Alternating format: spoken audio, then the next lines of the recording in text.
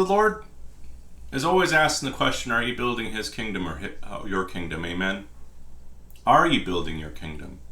Or are you actively on your knees asking the Lord to take you where you need to go? You know, I was reading this morning again, Abraham and Lot, and to go their separate ways, and one was led by their eyes and one was led by the Spirit of God. And what are you being led by day to day? And I know, I gotta tell you, even in this season right now, everything in my life was at red around me or at loss all around me, with me making choices for the Lord. And I couldn't trust my natural eyes, even though all around me is kind of burning in a lot of ways. I knew I was doing my best to listen to the voice of the Lord of where I need to go with the decisions in my life.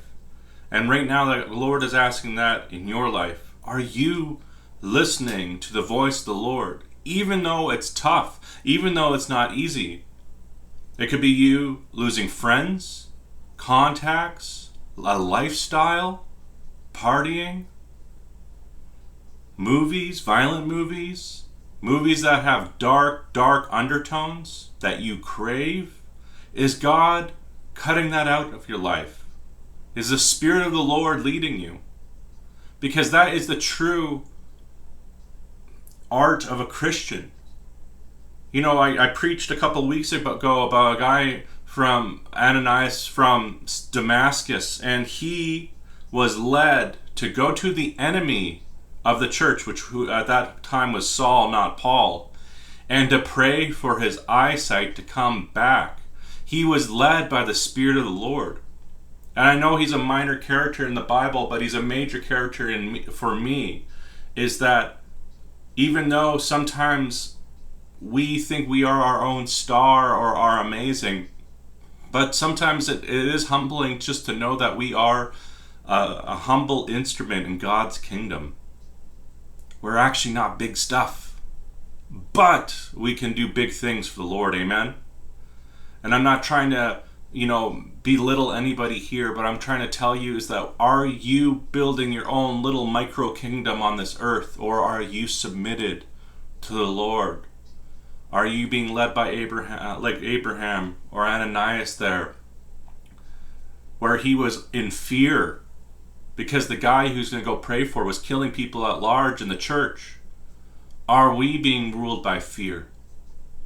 And I gotta tell you, when you do humble yourself and you are listening to the Lord with your finances, your moving your house or business, big stuff, multi-million-dollar stuff, I gotta tell you, sometimes it is not easy to stay still.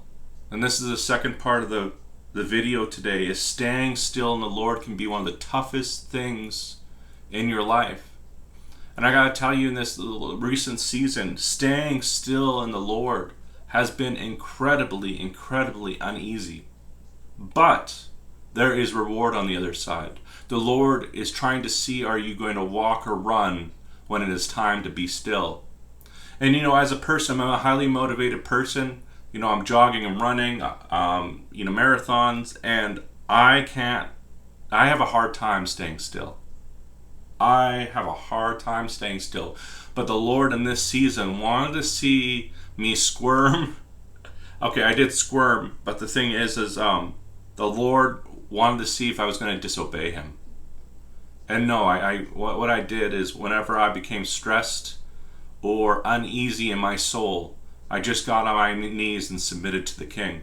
And I gotta tell you, friends, that is not an easy place to be, because your flesh, your emotions are screaming something else, but the Spirit of the Lord is telling you something different. And you don't see it in the natural coming to be. It almost seems an impossibility, amen? And that's what faith is, friends. Is that everything inside of you, your emotions, your flesh, is screaming no, but the Lord is saying yes. I hope someone is picking this up right now.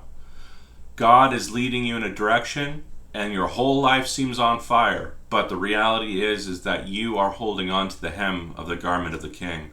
and He is leading you and no one else is. Amen. And I just pray right now, as I end this video, that you submit to the King.